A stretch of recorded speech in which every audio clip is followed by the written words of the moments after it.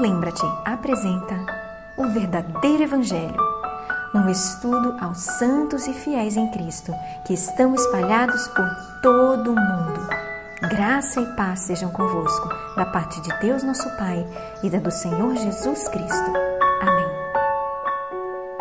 Tema de hoje: como Jesus foi tentado. Com base nas 3 lições anteriores, agora podemos chegar a algumas conclusões práticas. Queremos saber que diferença tudo isso faz no nosso dia a dia. Porque eu sou tentado constantemente por tentações externas e internas. Como é que a vida de Jesus vai me ajudar nessas lutas diárias? Aqui é onde começamos a fazer uma conexão entre o nosso assunto geral e a justificação pela fé. Como Jesus foi tentado? Hebreus 4, verso 15. Porque não temos um sumo sacerdote que não possa ser tocado pelo sentimento das nossas fraquezas, porém um que, como nós, em todos os pontos foi tentado, mas sem pecado. Nós iniciamos esse estudo com o texto mais importante sobre esse assunto. Aqui nós aprendemos que nosso sumo sacerdote está muito próximo de nós e é muito solidário com nossas lutas. Ele pode ser tocado pelas nossas fraquezas, porque ele lutou com as mesmas fraquezas. Jesus foi tentado em todos os pontos, como somos tentados. Como a maioria das minhas tentações surgem dos impulsos e clamores da minha natureza caída, se Jesus não tomou essa natureza, então ele teria sido tentado por coisas diferentes das quais eu sou tentado. E, consequentemente, ele não poderia ser tentado em todos os pontos em que sou tentado. Ele não poderia ser tentado pelas minhas tentações de egoísmo, de orgulho, de raiva, desânimo, apetite, descuido, luxúria, rebelião, uma série de outras tentações que surgem da minha natureza caída. Mas esse texto nos diz que o fato de Jesus viver sem pecado não foi por ele ter evitado 90% das minhas tentações por não ter tomado uma natureza caída. Mas ele viveu sem pecado, apesar de ser tentado da mesma maneira que eu sou tentado. Que tremendo encorajamento essa realidade deve ser para nós, que vivemos a vida lutando, a vida inteira lutando contra uma natureza que quer nos destruir. Por causa de Cristo ter vindo viver conosco e ter tomado nossa natureza, podemos ter a gloriosa esperança de que o pecado e o fracasso não são resultados inevitáveis por termos nascido em um mundo pecador com uma natureza caída. O que foi que Jesus não fez? Nós vamos ler então 3 passagens importantes. João capítulo 5, verso 30. Não busco a minha vontade, mas a vontade do Pai que me enviou. João capítulo 6 e o verso 38. Porque desci do céu não para fazer a minha vontade, mas a vontade daquele que me enviou. Lucas 22, verso 42. Pai, se queres, passa de mim este cálice, todavia não se faça a minha vontade, mas a tua. Jesus não realizou sua própria vontade. Jesus não fez o que a sua própria vontade lhe mandou fazer. Jesus fez a vontade de seu Pai. Porque seria necessário Jesus dizer isso se a sua vontade era perfeita e poderia confiar na sua própria vontade implicitamente, visto ser ele possuidor de uma natureza perfeita? Adão, antes da queda, não teria que fazer essa oração, porque a sua vontade e a vontade de Deus estavam em perfeita harmonia. Não seria de se esperar que Jesus buscasse tanto a sua própria vontade quanto a vontade do Pai, uma vez que, de natureza não caída, seria de se esperar então que as duas vontades coincidissem, fossem a mesma? Mas nós encontramos essa surpreendente oração de Cristo, repetidas e várias vezes em seu ministério. Está claro que Jesus viu uma diferença entre a sua vontade e a vontade de seu Pai. E se Jesus tomou nossa natureza caída, então esta oração é natural e facilmente compreendida. Nossa vontade faz parte de nossa natureza caída e por si só, nossa vontade nos leva a fazer más escolhas.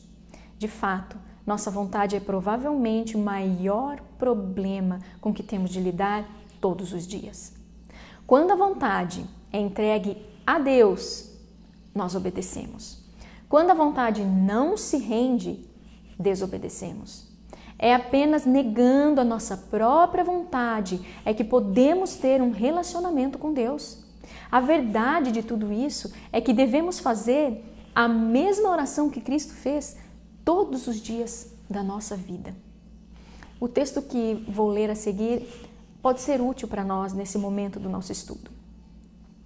A vontade humana de Cristo não o teria levado ao deserto da tentação, ao jejum e a ser tentado pelo diabo.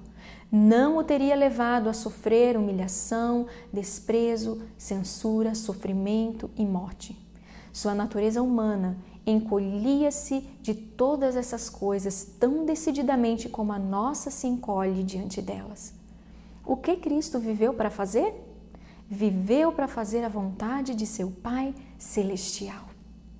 A vontade de Jesus e sua natureza em si mesmas e por si mesmas não estavam em harmonia com a vontade de Deus. Era o trabalho diário de Cristo negar a própria vontade e a natureza que ele herdara de sua mãe e viver para fazer a vontade de seu Pai. A experiência diária de Jesus na justificação pela fé é exatamente a mesma experiência que eu e você devemos ter. O elemento chave da nossa caminhada cristã diária é entregar nossa vontade, desejos, toda a nossa vida a Deus. E substituir então a nossa vontade que é caída pela vontade de Deus. Em outras palavras, é o Espírito Santo controlando as nossas vidas como controlou a de Jesus. Então, tudo mais na caminhada cristã se ajeita com bastante facilidade. Realmente é fácil obedecer a Deus quando a vontade está submissa a Ele. Jesus veio a esta terra para nos mostrar como fazer para lidar com as nossas fraquezas e tentações. E nossa principal fraqueza é nossa vontade defeituosa. Se Jesus realmente veio para viver em nosso nível, Ele deve viver da mesma maneira que vivemos. Jesus, nosso Salvador, verdadeiramente experimentou nossos sentimentos, desejos e tentações. Ele sabia como era sentir a tentação de se rebelar contra Deus. Essa tentação surgiu de dentro de sua natureza. Jesus teve que enfrentar a batalha como nós. Ele deve combater o combate como qualquer filho da humanidade o tem de fazer, com o risco de fracasso e ruína eterna. Por que Jesus foi tentado dessa maneira? Hebreus capítulo 2 e o verso 18 nos diz: porque naquilo que ele mesmo, sendo tentado, padeceu, pode socorrer aos que são tentados.